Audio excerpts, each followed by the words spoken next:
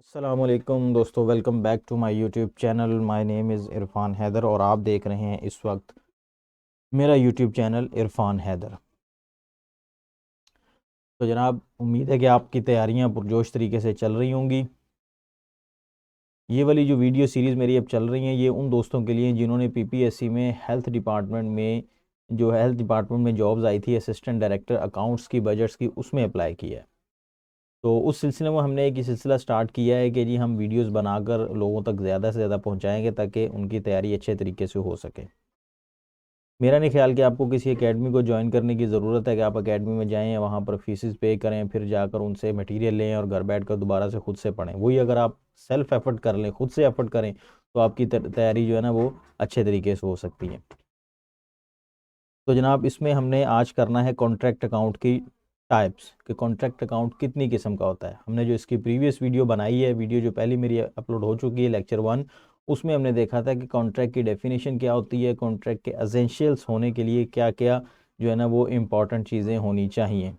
तो being a assistant director, मेरी दुआ है कि अल्लाह ताला आपको ये जॉब जो है ना आपके नसीब में करे। तो आपको इन कॉन्ट्रैक्ट अकाउंट के बारे में पता होना चाहिए। किसी के साथ अगर कोई कॉन्ट्रैक्ट करना है तो उसकी इन्फोर्सेबिलिटी बाय लॉ क्या है, किन किन चीज़ों को आपको पता होना चाहिए किसी के साथ कॉन्ट्रैक्ट करने के लिए।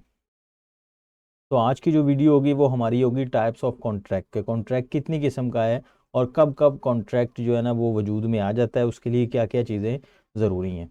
तो चलें जनाब, चलते हैं अपनी वीडियो की तरफ। लेकिन उससे पहले आपसे ये रिक्वेस्ट थी कि अगर आप चैनल पर नए हैं तो चैनल को सब्सक्राइब कर लें, ताकि जब तक आपके पेपर कंडक्ट नहीं हो जाता ये आपका एमसीक्यूज़ का पेपर, तब तक आपको जो इस तरह की नई इन्फॉर्मेटिव वीडियो है वो टाइमली आपको बाय नोटिफिकेशन आप तक पहुंच सकें, ताकि आपकी तैयारी जो है ना वो तैयारी करने में आपको हेल्प मिल सके। ठीक हो गया। अभी तक हमने कॉन्ट्रैक्ट के बारे में देखा कि कॉन्ट्रैक्ट क्या होता है, कब कब कॉन्ट्रैक्ट की कानूनी हैसियत बरकरार रहती है और किन वजूहात की बिना पर कॉन्ट्रैक्ट की कानूनी हैसियत नहीं रह जाती, कॉन्ट्रैक्ट अपनी कानूनी हैसियत खो देता है। वो था उसकी एसेंशियल्स। अब हम कर रहे हैं जी टाइप्स ऑफ कॉन्ट्रैक्ट, कितनी किस्म की कॉन्ट्रैक्ट हो सकते हैं। सबसे पहले contract on the basis of enforceability, उसकी इनफोर्सबिलिटी के लिहाज से कॉन्ट्रैक्ट कौन कौन से हैं। Contract on the basis of creation, contract लिखने के बनाने के लिहाज से कौन कौन से कॉन्ट्रैक्ट हैं। Contract on the basis of execution, कौन कौन सी एग्जीक्यूशन पर एक कॉन्ट्रैक्ट वजूद में आ जाता है, खुद ब खुद या कहने पर। अब हम ये उसकी टाइप्स देखेंगे। सबसे पहले आ रहा है valid contract. A contract which satisfies all the conditions prescribed by law is a valid contract. ठीक है, जो हमने पीछे एसेंशियल उसकी पढ़ ली, वो जिसके अंदर फुलफिल होंगी वो क्या होगा, वैलिड कॉन्ट्रैक्ट होगा। A agree to sell his car to be for rupees 2 lakh. If this agreement fulfill all the essentials of a contract, it will be a contract. Essentials मतलब रिटर्न फॉर्म में होना चाहिए, या कोई अगर verbal है तो आपके पास प्रूफ होना चाहिए, तो फिर इसका मतलब है वो कॉन्ट्रैक्ट क्या हुआ, आपका एक वैलिड कॉन्ट्रैक्ट हुआ। वॉइड कॉन्ट्रैक्ट क्या होता है, ये हमने तीन जो टाइप्स पढ़ी हैं उसमें से पहली टाइप्स की आगे फर्दर डिटेल आ रही है। वॉइड कॉन्ट्रैक्ट, ये इंपॉर्टेंट है, इनके एमसीक्यूज बन सकते हैं। A contract which was valid when entered into, but later on it becomes impossible to perform due to change of law or some other reason.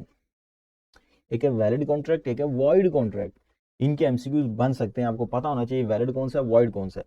Void तो वो हो गया कि जब आपने कॉन्ट्रैक्ट किया था तब सारी चीजें पूरी थी, लेकिन लेटर ऑन कोई ऐसी सर्कमस्टांसिस की वजह से कोई कंडीशन चेंज हो गई, लॉ में कोई चेंज आ गया, तो फिर वो कॉन्ट्रैक्ट क्या हो गया, सारे का सारा वॉइड हो गया।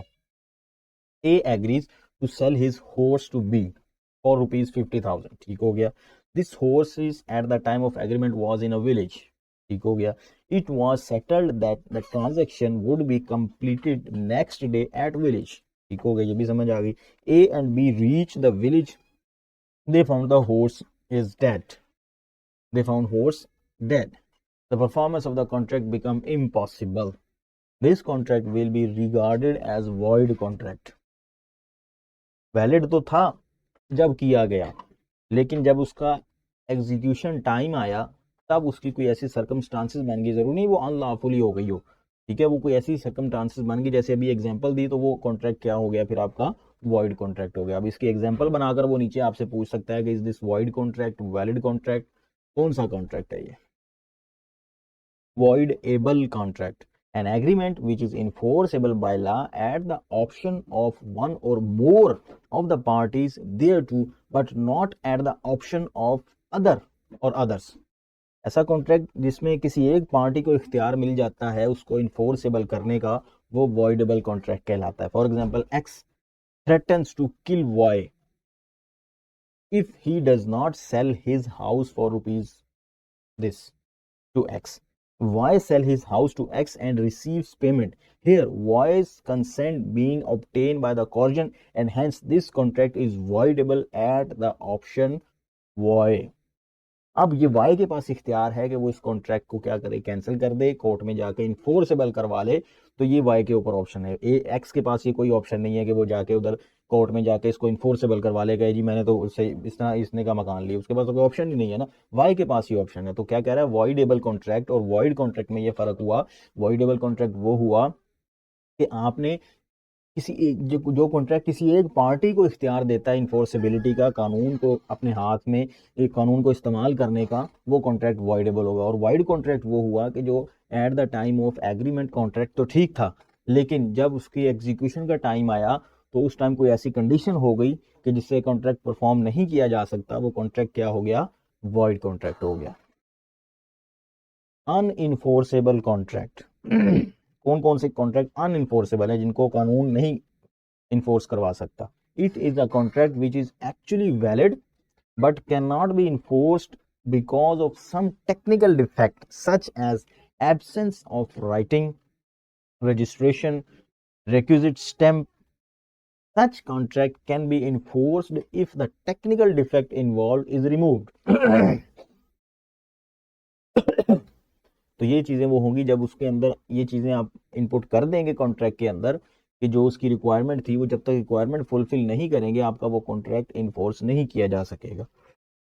मतलब आपने कोई स्टैंप नहीं लगवाई, कोई ड्यूटी पे नहीं की है, या कोई ऐसी चीज है कि जो परफॉर्म करने के बाद कॉन्ट्रैक्ट को कानूनी हैसियत मिल जाएगी, वो अनइन्फोर्सेबल कॉन्ट्रैक्ट होता है। जब तक वो उसकी ऑब्जेक्शन रिमूव नहीं किया जाता कॉन्ट्रैक्ट का, तब तक वो अनइन्फोर्सेबल कहलाएगा। A borrows rupees 1 lakh from B and make a promissory note and 1 rupee stamp is pasted on the promissory note. The agreement is unenforceable because promissory note is under stamped। मतलब हुआ कि एक बंदे ने एक बंदे से पैसे लिए, आपने लिखत पढ़त भी कर ली सारी, और उसके बाद उस पर आपने साइन अंगूठे भी करवा लिए। अब जब उसके ऊपर स्टैंप लगवानी थी आपने, तो स्टैंप आपने जो है ना वो कम पैसों की लगाई, जो उसकी रिक्वायरमेंट थी वो नहीं लगाई, तो ये कॉन्ट्रैक्ट क्या हुआ आपका, अनइन्फोर्सेबल कॉन्ट्रैक्ट होगा। जब तक उसके ऊपर स्टैंप रिक्वायरमेंट की नहीं होगी तब तक वो कॉन्ट्रैक्ट वैलिड नहीं होगा। Contract on the basis of creation. अब ये दूसरी टाइप आ रही है कि जी कॉन्ट्रैक्ट क्रिएशन की बिना पर कब कब कॉन्ट्रैक्ट हो जाता है। Express contract. Express contract is one which is made by word, spoken और राइटन। या तो आपने लिख के किया या फिर आपने बोल के कॉन्ट्रैक्ट किया, तो वो आपका क्या कहलाएगा, एक्सप्रेस कॉन्ट्रैक्ट कहलाएगा। X says to Y, will you buy my car for rupees this. Y say to X, I am ready to buy your car. तो ये क्या हुआ, एक एक्सप्रेस कॉन्ट्रैक्ट हुआ। एक ने ऑफर की, दूसरे ने एक्सेप्ट किया, और एक्सेप्ट कैसे किया, एक्सप्रेसली एक्सेप्ट किया, तो ये कॉन्ट्रैक्ट हुआ। Implied contract. An implied contract is a one which is made otherwise than by word, spoken or written.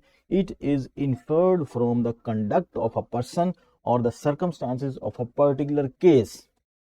implied का मतलब आपने ना कहा ना दूसरे ने कुछ कहा, आपने कुछ ऐसी एक्टिविटी परफॉर्म की और दूसरे ने भी कोई ऐसी एक्टिविटी परफॉर्म की, तो ये आपका एक कॉन्ट्रैक्ट हो गया।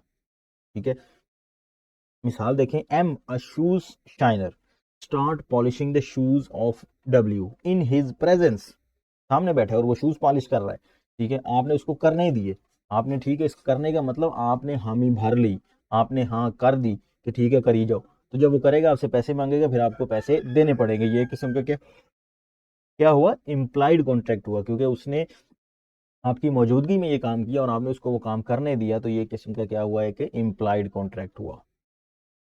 Contract on the basis of execution. कुछ एग्जीक्यूट किया आपने, कुछ किया आपने, तो भी आपका कॉन्ट्रैक्ट वजूद में आ गया। तो ये कौन कौन से कॉन्ट्रैक्ट होंगे? Executed contract, it is a contract where both the parties to the contract have performed their respective obligation under the contract. X offered to sell his car to Y rupees this, Y accept X offers and X deliver the car to Y and Y pay this, it is executed contract।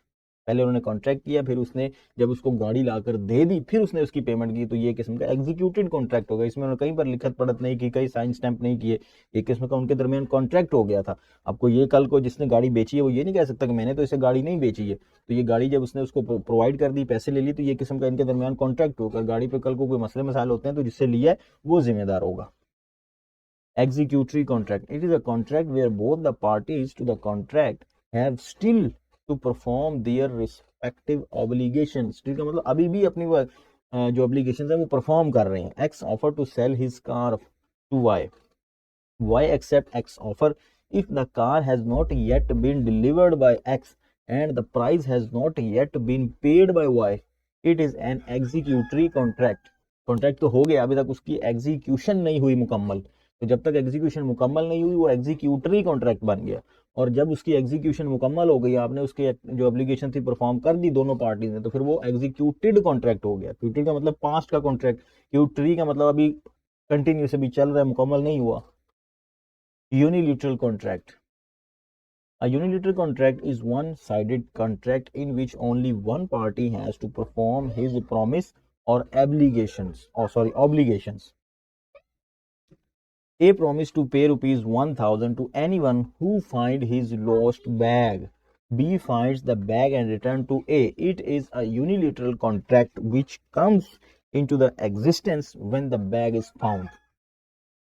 एक ने announce कर दिए, ठीक है जी मेरा कोई bag ला कर देगा, उसको इतने पैसे दूंगा। अब जब दूसरा बंदा चीज लेकर आ जाएगा तो फिर उसको पहले बंदे को पैसे देने पड़ेंगे, और ये यूनिलेटरल कॉन्ट्रैक्ट हुआ कि एक बंदे ने कहा मैं दूंगा, उसने दे दिया, दूसरे बंदे ने अपनी कोई चीज नहीं दी या कोई और कंसिडरेशन उसमें नहीं दी, जो उसी की चीज थी उसी को वापस उसने की। Bilateral, a bilateral contract is one in which both the parties have to perform their respective promises और ऑब्लिगेशंस। दोनों को इसमें परफॉर्म करने पड़ते हैं। अब A promise to paint the picture for B and B promise to pay ₹5000। पहले में तो ये था कि दूसरे को कोई काम नहीं करना पड़ेगा, उसमें वो कोई भी हो सकता है, लेकिन जो दूसरा बायलैटरल है उसमें दोनों स्पेसिफिक पर्सन होते हैं, उसमें दोनों को अपनी अपनी ऑब्लिगेशन परफॉर्म करनी पड़ती है। जी तो दोस्तों, ये आज की एक छोटी सी वीडियो थी जो मैंने टाइप्स ऑफ कॉन्ट्रैक्ट के बारे में बनाई थी। तो उम्मीद है कि आपको पसंद आई होगी, समझ आ गई होगी। तो इंशाल्लाह नेक्स्ट वीडियो में हम देखेंगे कि इससे आगे चलेंगे, जिसमें होगा ऑफ़र एंड या प्रपोज़ल। ऑफ़र क्या होती है या प्रपोज़ल क्या होती है, उसकी कॉन्ट्रैक्ट अकाउंट में कोई अहमियत है, कोई उसकी एसेंशियल्स हैं। तो इंशाल्लाह नेक्स्ट वीडियो में हम जो है ना उसके ऊपर डिस्कस करेंगे। तो आज के लिए इतना ही है, अपना ख्याल रखिएगा। अल्लाह हाफ़िज़।